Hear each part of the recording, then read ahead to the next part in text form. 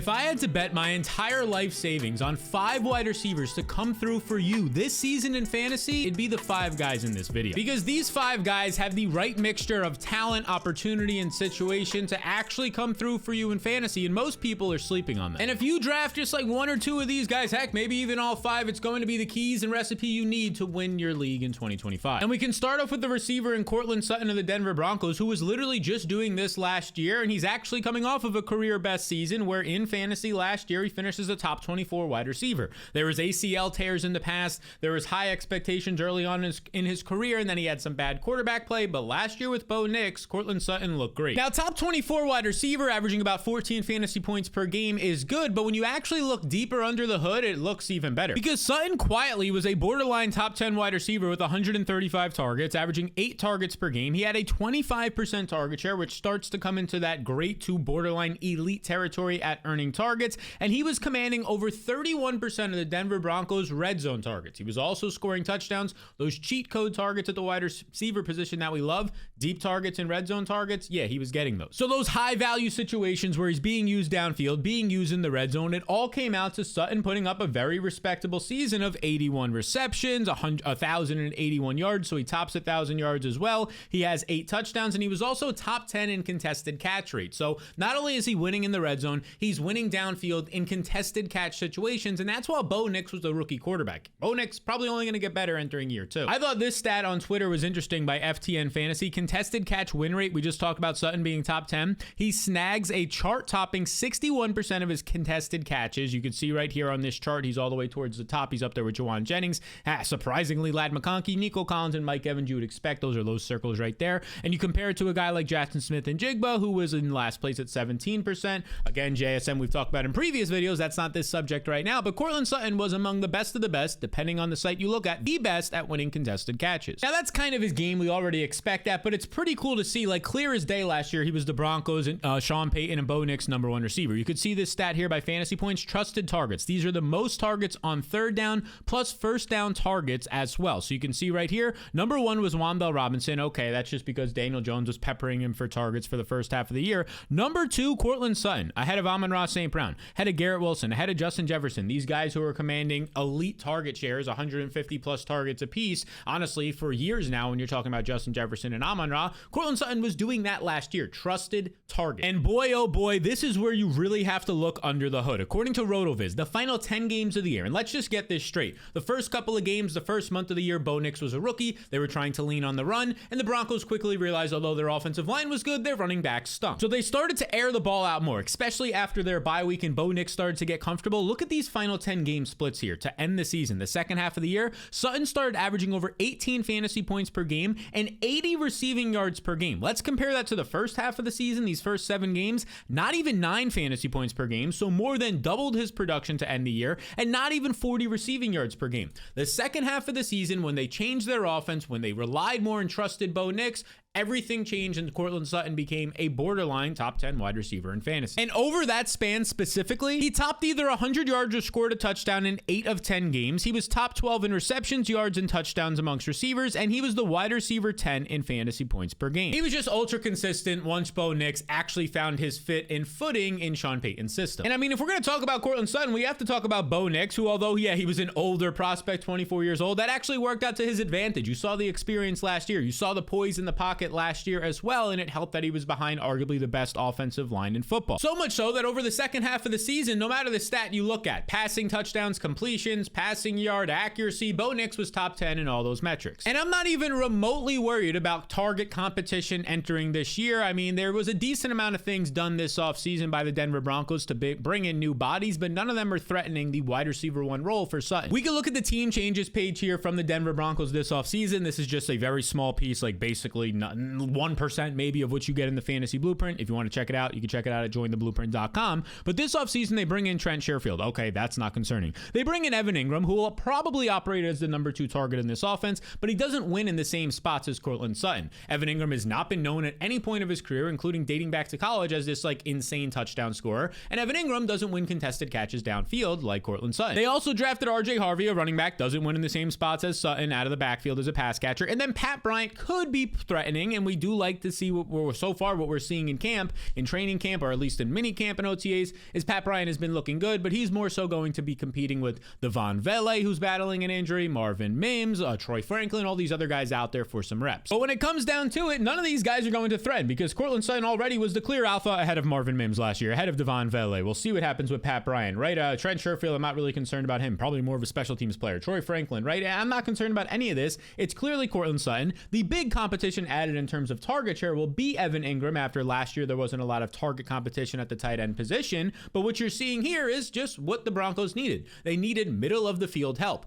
Middle of the field help now comes in Evan Ingram and RJ Harvey out of the backfield, and Sutton's still going to win where he won last year. Or at least that's what I believe will happen on paper entering the year. Now, right now, Courtland Sutton, according to DraftKings Sportsbooks, is projected to have his line is over under 875.5 receiving yards, and his touchdown prop is actually rather high. Most guys that are like the caliber of Courtland Sutton, or what you think of him, it'll be like 5.5, 6.5 touchdowns. For Sutton, it's 7.5. So he doesn't even have to maintain his second half of the season pace when he was a top 10 fantasy receiver. He just has to do something close to that, because he's barely going as a top 50 overall pick right now in fantasy drafts. He's not even going in the top 20 wide receivers right now. He's going around guys like Devonta Smith, Jameson Williams, Zay Flowers. Give me Sutton over all those guys. He's going after guys like Xavier Worthy and DK Metcalf. Give me Sutton over those guys as well. He looks like a screaming value to me in an ascending offense with a coach and a QB combination and offensive line that I trust. Now, this next offense I don't trust as much, but I trust a player we're going to discuss. And that man's name is Josh Downs, because this guy is one of the best kept secrets in fantasy. Now, if you're locked in like fantasy Twitter and you listen to like 3 podcasts a day, of course you've heard about Josh Downs' name, because if you haven't, then those fantasy analysts aren't doing their job. The best way to describe Josh Downs, and trust me, we're about to break it all down, is like this guy is a wide receiver 1 in the NFL, like a true alpha who's just kind of hiding in the weeds right now, because his underlying stats, they're amazing. Now, Downs only played in 14 games last year. He also left some a little bit injured, or he was banged up. So in those games, though, he still was able to earn a 26% target share. That's borderline elite, probably is elite territory, and this is definitely elite. His target rate, as you can see here, defined above by Player Profiler, targets per route run,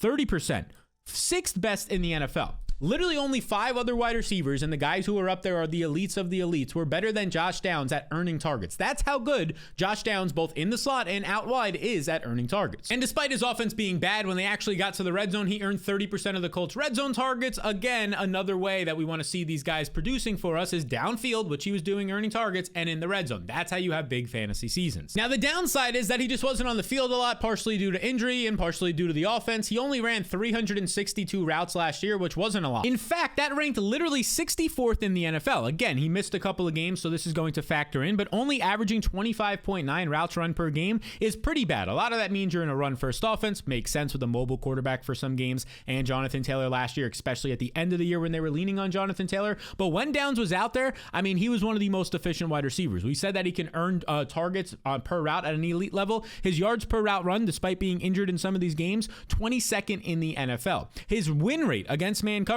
if we scroll down to it here on Player Profiler, he was beating man coverage at a top 5 rate according to Player Profiler in the NFL. When you think about Josh Downs, do you think of him as arguably a top 10 target earner and man beater in the NFL? Probably not, but he was. To highlight what he was doing on a route basis some more, Matt Harmon, you can see right here, of Reception Perception, and Yahoo is the best of the best when it comes to breaking down wide receivers. He said some highlights about Josh Downs. He had a 77% success win rate against man, so that's 90th percentile overall, top 10%. Against zone coverage, he was 92nd percentile, top 8%. Against press coverage, he was 82nd percentile. Basically, he's borderline top 10% in all of these categories, which is the elite tier of wide receiver. The underlying data, like I said earlier, for Josh Downs is very good. It's wide receiver 1 type numbers. But of course, the reason you didn't see the wide receiver 1 type outcomes is because his quarterback situation was bad last year. Anthony Richardson and Joe Flacco didn't get it done. I mean, if you look at the Colts offense last year, a lot of this had to do with Anthony Richardson, but dead last in completion percentage.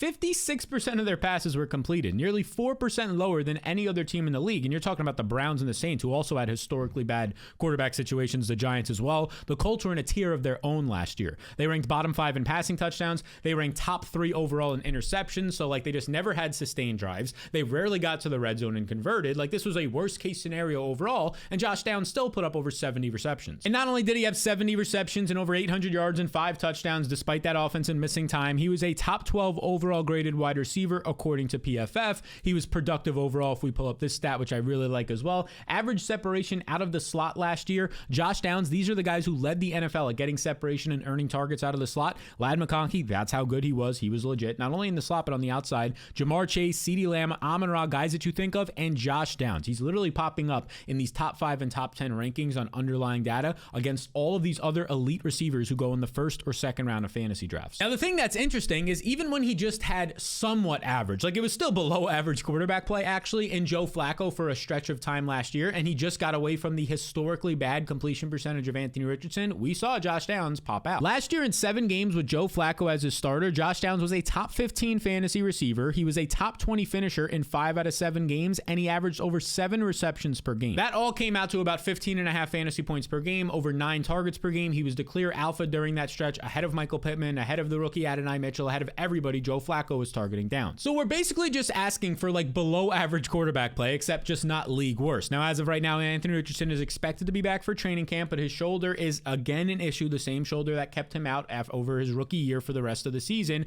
And Daniel Jones is there. And at least Daniel Jones, we've seen Daniel Jones in the right system be like a league average quarterback at times, and he's also been bad as well. But if he could just give the Colts what Joe Flacco gave them for a stretch last year and start for half or more of the games, Josh Downs has a lot of upside. And there's also a world where Anthony Richardson could get some things together. I mean, the Colts are probably going to try and get one final look at him over maybe a 2 to 4 game stretch. And if he plays well, that means he's going to stay on the field. And if he's playing well, it's going to help the whole offense. And if he's not playing well, they'll probably just give it right back to Daniel Jones, who we at least think is a top 25 quarterback in the NFL, which is better than dead last. Honestly, maybe top 25 is being generous, but just enough to actually give Josh Downs some sort of a floor and ceiling. I mean, we've seen it in the past. Last year, we talked about Wan'Dale Robinson earlier in this video. Last year, we saw Wan'Dale Robinson actually be fantasy relevant, a flex option because of Daniel Jones. We've seen Darius Slayton for years be an option for you. And even, I mean, Malik Neighbors is just another tier, a top tier wide receiver. So any quarterback can probably get him the ball, but Daniel Jones was able to get him the ball. So Daniel Jones in the past, whether it's these wide receivers we're talking about here, whether it's talking about a season or two with Sterling Shepard when he was healthy and not injured for a span of games, those guys have all been pretty reliable fantasy options week in and week out with Daniel Jones, at least as like flex options or wide receiver 2 or 3s. And that just could be the way that we see Josh Downs get unlocked with Daniel Jones out of the slot, like we saw with Sterling Shepard in the past, like we saw with Wan'Dale Robinson in the past. Josh Downs was a top 5 efficiency receiver out of the slot last year, running a lot of routes there, getting separation, earning targets. I mean, maybe that's all that we need, and occasionally we get that downfield usage. Because if you get those 10 targets per game like Wan'Dale Robinson was doing last year, I feel really confident Josh Downs is going to do a lot more with them. And the best part about this is you're not spending a 4th or a 5th round pick on this guy. He's currently going as the 84th overall player in fantasy drafts right now, outside the top 36 and sometimes outside the top 40 wide receivers. I mean, he's going after guys like Ricky Pearsall, who aren't even healthy right now. He's going after guys like Deebo Samuel on a new team, an aging veteran. There's questions about what his role will be. Rome Odunze in a loaded offense, a talented player, although it's really hard to see him jumping out as a guy who can earn 8 to 10 targets per game like one Josh Downs could, and he's going 1 to 2 rounds later. So give me Josh Downs right now. Now, next up, I want to talk about Puka Nacua, who's one of my favorite bets in fantasy all year long. And now, like I said, if I had to bet my life savings on some wide receivers this year, I feel pretty good about Puka Nacua, and that makes sense considering that he's a first-round talent. The expectations are that he should be great this year, but you're kind of getting him at as a discount right now because there's so many good receivers, you don't have to pay for a top 5 pick for Puka. Despite Puka literally finishing in his rookie year as the wide receiver 6, and then last year, after he returned from injury, he missed the first decent amount of games of the year. He was the wide receiver 2 in fantasy, despite only scoring 3 total touchdowns, and that's while dealing with injuries. Like if we pull down Puka Nacua last year, he came back last season, he had that busted bursa that ended up affecting him in preseason, and then it came back in the regular season as well, and this made him miss a decent amount of time. It still lingered even when he did return. He was on like a snap count in Thursday Night Football, his first game back, so there's still a scenario where really 1 or 2 of those games he wasn't even full throttle, and he still finishes the wide receiver 2 in points per game. And during this time, he was still playing with Cooper Kupp, who towards the end of the year started to fall off a little bit, but for about 4 to 6 to 8 weeks, Cooper Kupp was playing at like top 12 wide receiver production. And despite all of that, we still saw Puka come out here and earn 9.6 targets per game. He had a 30% target share, as elite as it gets. That was top 5 in the NFL, and he was averaging 90 receiving yards per game. But that's not all, because his efficiency, not only the production and the volume and the ability to earn targets, his efficiency on those targets was was great. He only had 2 drops on the entire season. He averaged 4.07 yards per route run, the highest single season mark ever, and he had a target rate of 44%. Earlier, I showed you that Josh Downs, his 30% target rate was top 6 in the NFL. Puka led the NFL at 44%. Literally 44% of the time, almost half the time that he went out there and ran a route, he earned a target. And like I said, he had over a 4 yards per route run, which is like the best indication on how efficient and good a wide receiver is. It's sticky. It shows year to year that this player is probably going to be good. I've barely seen them in like the 3.5 range. The fact that he went over 4 is insane. Easily number 1 in the NFL. This guy last year, you could look at all the stats that you want. You could look at these tweets as well. Matt Harmon, who I said, he's like the guy, the best of the best when it comes to breaking down receivers. Puka was the most productive receiver in the league on a per route basis by a lot last year. If you scroll down here, his success rate versus just in general per route, doesn't matter if it's man or zone coverage, he was winning almost 24% of the time. The next closest guy, Chris Godwin, at 18%. That's how wide the gap was. It's just insane how good Puka Nacua was last year. And it's not like he's like 28, 29, 30. He's entering his 3rd year in the NFL now. And now I mentioned that there was like a scenario where he was playing banged up for a couple of games, even when he returned, maybe somewhat limited. Look at his final 8 games of the season. This is insane. He had over 22 fantasy points per game. The dude was averaging 105 receiving yards per game, double his first 3 games where he was limited, and 11 targets per game. Again, during this time, he was still competing with Cooper Kupp out there, who for about 4 to 6 of these weeks was still producing quality numbers. I mean, those are record-shattering numbers if he was to keep that up for like an entire season, both the efficiency front and his ability to earn targets per route. And speaking of record-shattering numbers, let's just look at this right here. Over your first 28 games of your career, only 5 wide receivers have ever hit 500 PPR fantasy points. Those guys, Odell Beckham, we remember his breakout, right? Jamar Chase and Justin Jefferson, some of the best seasons of all time. Randy Moss, arguably, and many people believe, the best wide receiver of all time. And Puka Nacua. That's how special, as Ron Stewart puts it right here, that's how special Puka is. He's up there with all of these guys who year in and year out were top 5, if not number 1 overall wide receivers in fantasy football. And because the wide receiver position is so loaded this year, you don't have to pay that price tag for Puka Nacua. There are 1 with Jamar Chase, 2 with Jefferson, 3 with Lamb, and actually 4 with Malik Neighbors, wide receivers who go ahead of Puka Nacua right now. I'm taking Puka Nacua when it comes down to it, especially in PPR formats,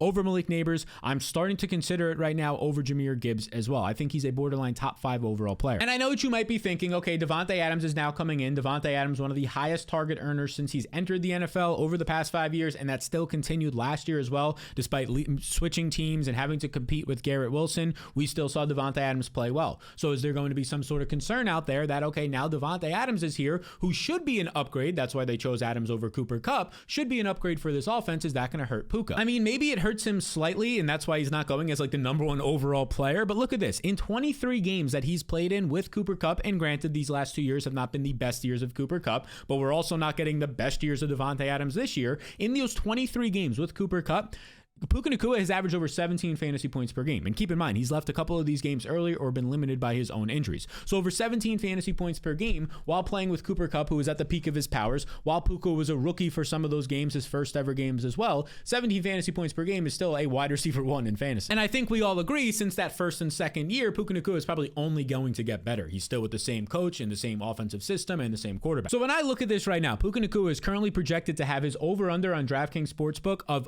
1,200 receiving yards. So 1,200 receiving yards. You can see that's 100 more than A.J. Brown, who's listed below him. He's actually one of only 4 wide receivers as it stands of this recording with 1,200 yards or more. The other guys up there are guys like C.D. Lamb, Jamar Chase, Justin Jefferson. That's clearly the tier that he's in, and I actually believe that he should be above Malik Neighbors in terms of ADP right now for fantasy. So when it comes down to it, if you have a pick later on in your draft and you're able to land somebody like Puka Nacua, maybe you have the 8th pick, the 9th or the 10th pick, and he falls there, and then you come back around and you could land Nico Collins, you might arguably have the number 1 and number 2 receivers in fantasy at the end of the year. Maybe you get McCaffrey, who we know if he stays healthy, he's going to threaten. He's never finished outside the number 2 running back in fantasy when he's been healthy. So Puka Nacua, like if you land him in your first round, feel good about that. And you could also feel good, and maybe even the build you want to do is Puka Nacua and then Drake London in the second round, because we should be talking about Drake London a lot more. Now, early on in the offseason, we talked about him a lot because he didn't get any new target competition, because it looked like he was a winner from the offseason, and he was, but then things start to settle down. Some other news comes out, but Drake London is still a great second round pick in fantasy. I mean, he quietly had a monster season that we're about to break down last year, despite Kirk Cousins being horrendous for like half of those games. London finished as the wide receiver 13 in fantasy, by far his best season out of the 3 that he's been in the NFL. He was able to score 9 touchdowns. It was his first year with a new offensive coordinator, and that offensive coordinator basically used him perfectly. We're talking out of the slot way more, ability for him to be used after the catch, used in the red zone in much more creative ways. It all came together for London, who was a borderline top 12 receiver last year. And it all kind of checks out in the numbers. He was number 3 in targets, believe it or not, in the NFL with 157. His 29% target share was the 6th best rate in the league, and he had a ridiculous 42% of the red zone targets for the Falcons. That's the exact stat that you need. If you can earn a ton of red zone targets and your team's getting there a decent to a great amount, that one metric right there is the one metric that can maybe make you the number 1 overall player in fantasy, or at least at the wide receiver position. If you're earning a bunch of red zone targets and you pop off for a 12 to 15 touchdown season, that's how you jump all the other guys in the second round of fantasy and become the best dude. And it ended up totaling a 100 reception season for almost 1,300 yards and 9 touchdowns, a very solid year overall. And how productive was this guy? I mean, in terms of his upside, it was there. He was one of only 2 players, or one of only 3 players, to have multiple 150 receiving yard games last year. He actually did it with multiple different quarterbacks as well, which is pretty crazy. He had a 36% dominator rating. If you're not familiar with that, it means how much were you responsible for your offense's total production from a yard standpoint, from a scoring standpoint.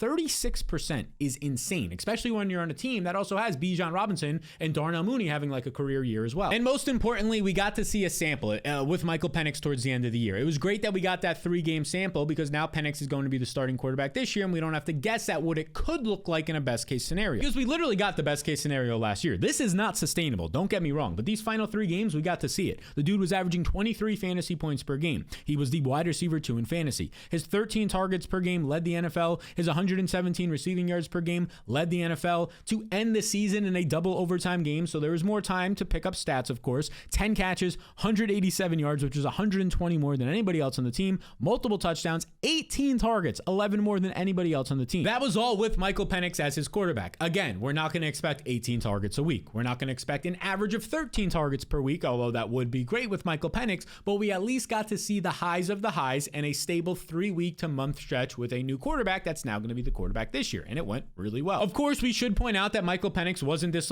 all-star prospect, although he was a top 10 pick, the 8th overall pick in the 2024 NFL draft, as you could see right here. He wasn't a slam dunk prospect. So those 3 games at the end of the year, when they weren't playing for much, when the defenses they were playing were also not that great of defenses, right? The Carolina Panthers at that time were just easy. It was a fantasy point mecca. So we do have to point out things are going to get harder. There's probably going to be road bumps and rocky roads for Michael Penix, who is basically still a rookie entering this year after just 3 starts last season. But everything last year was looking good. Assuming the offseason continues to go well, which it does seem like it is right now for Michael Penix, that's great. And so far, Michael Penix, he was actually asked about whether or not he felt Drake London was underappreciated across the league. I would say he probably is. And Penix basically said he won't be after this year. That's great to see. I would say London already broke out last year. Whenever you have 100 receptions in a season, you're probably a breakout player. 9 touchdowns, 1,300 yards. But let's see if he could take it to another level this season. The one thing that really helps and why Drake London was an offseason winner is because there was just no new target competition added. Darnell Mooney is coming off of arguably the best season of his career. Can he keep that up? We'll see.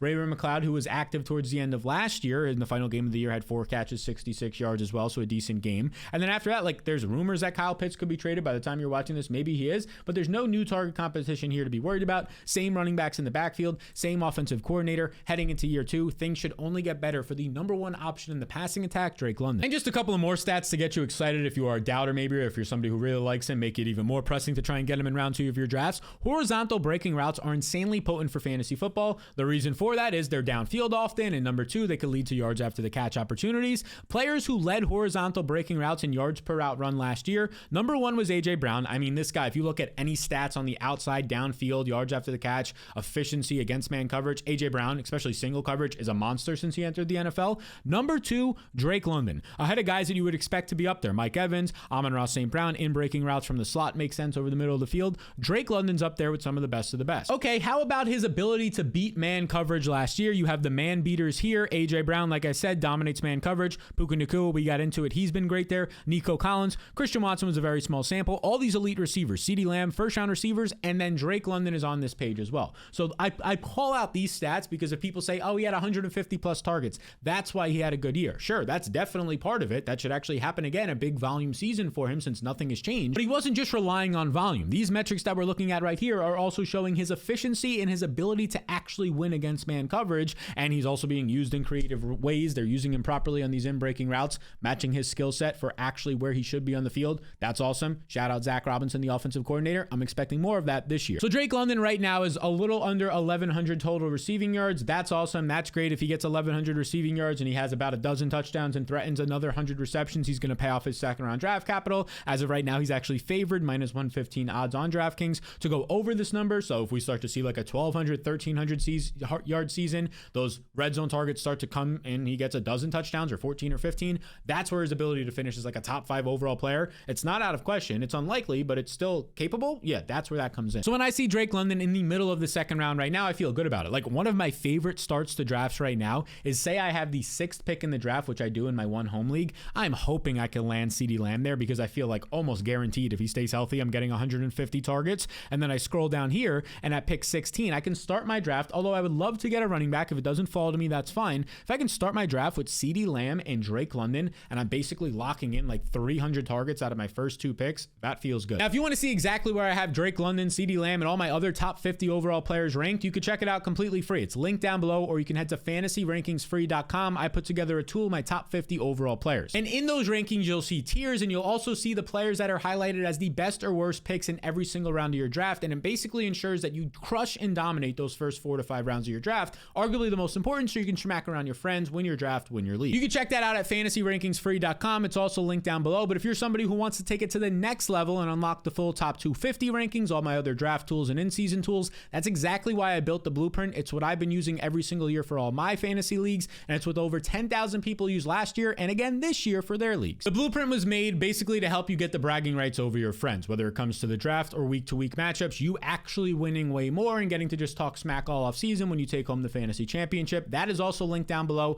There's limited spots available and the prices do go up once August comes, or you could head to the link in the description or join theblueprint.com to get in right now and join the community. Now, the next player that I bet my life savings on, which seems absolutely crazy, also knock on wood, fingers crossed there, is going to be Calvin Ridley, because Calvin Ridley's situation looks awesome right now. It reminds me of another wide receiver who's coming off of a career year, his situation heading into last year. We could talk about that, but 2024 for Calvin Ridley was maybe one of the most misleading seasons and frustrating seasons out of any fantasy player, because this dude finished as the wide receiver 36, one of, if not his worst fantasy finishes across an entire season ever, even though he was the clear #1 guy for his team. That's not great. But when you start to look under the hood a little bit, you see that he led the NFL in air yards. Okay, so he's getting a lot of targets, he's getting a lot of usage downfield. Per game, he had 111 air yards. If you're not familiar, air yards are when the ball is released the line of scrimmage to where it lands. So he's getting a lot of usage downfield, which could lead to a lot of upside. The problem for Calvin Ridley was this right here. His unrealized air yards, he also led the NFL. Over 1,000, more than half of the air yards he was seeing were just falling absolutely incomplete. And the reason for this was his terrible quarterback play between Mason Rudolph and also Will Levis. Only 59% of his targets were catchable, meaning over 40% of the targets, and that's 50 plus targets, were just not even catchable last year for Calvin Ridley. It would have been pointless. He might as well have not even ran the route. They were nowhere near him, which ranked 97th in the NFL, literally close to being outside the top 100 in catchable targets. There's literally nothing you can do. I'm saying that word a lot. There's just nothing you could do at that point. You could be the best wide receiver in the NFL, and Ridley is a very good wide receiver. You just can't do anything when the ball is thrown nowhere near you. So it's actually pretty surprising when you see that on his 120 targets, which was good volume, over 7 targets per game in a borderline run first offense is good. They were forced to throw because they had a trail. But when you start to see that this dude actually topped 1,000 receiving yards last year, despite almost half of his targets not being catchable, it starts to become pretty impressive. And then you look at his final 11 games when he seemed healthy, when they were experimenting with Mason Rudolph as the starter for some of those games, and Ridley actually looked a lot better. He was a top 30 wide receiver during this time, averaging over 75 receiving yards per game. And now entering 2025, the situation, at least on paper, we actually have to see once they get on the field, but on paper, it looks a lot better. You're getting Calvin Ridley with maybe a legit quarterback, or at least an upgraded quarterback. Cam Ward, the #1 overall pick. That is very good to see. And really no target competition was brought in for Calvin Ridley this year. They signed Tyler Lockett late in the free agency period. They signed Van Jefferson. If you're telling me these are the 2 biggest threats at the wide receiver position, okay, Alec Imanor, a rookie who went later on in the draft, later than expected, he's there. Chamir Deek was actually the first wide receiver taken in the draft as well. There's these rookies there, but in terms of like actual competition from week 1, probably going to be the veteran Tyler Lockett in 2 wide receiver sets, or at least out of the slot in 3 wide receiver sets. And I'm not concerned about that one bit. Sure, it's a little bit more competition, maybe, than last year when Nick Westbrook was there scoring a lot of touchdowns, right? But Calvin Ridley is still the clear alpha here. And he's actually going to have a new offensive coordinator in Nick Holtz, who, believe it or not, was his coach during their time at Jacksonville as well. So he has a little bit of familiarity here as well. Okay, we got that word somewhat down. And the other thing that's important is Calvin Ridley led the NFL last year downfield, of course, in terms of air yards. Of course, that can change now with the new offensive coordinator. That might use him differently, hopefully better. But the good news is his new quarterback, Cam Ward, actually led college football. That's why he was the #1 overall pick, or part of the reason. He led college football in downfield efficiency, downfield passing last year. So this is a pretty nice fit. Now, I said earlier, Calvin Ridley's situation this year reminds me a lot of Terry McLaurin, because Terry McLaurin heading into last season had a rookie quarterback who was a top pick in Jaden Daniels.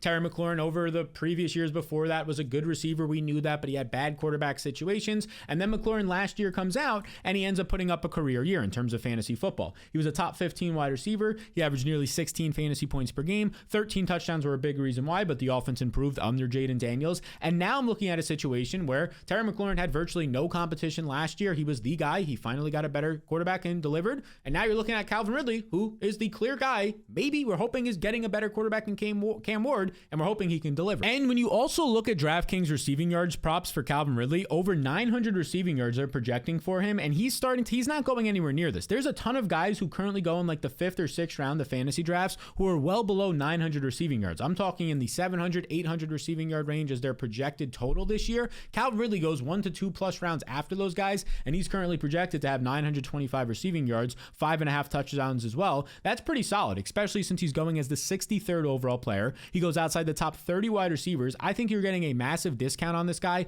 I want him ahead of Jerry Jeudy, ahead of Juwan Jennings, ahead of Chris Godwin as it stands right now. I want to have all these guys who currently go before him. So those are 5 wide receivers that I'm betting on this season, and I think you can trust these guys as it stands today. Now, if you want even more of an edge this season for your fantasy drafts, make sure to get those free top 50 overall rankings. They're linked down below, or you can head to fantasyrankingsfree.com. And also, you can check out the video that came out before this, because the 5 players in this video, I believe they're going to be the ones that will help you win your league, and you should be drafting them right now.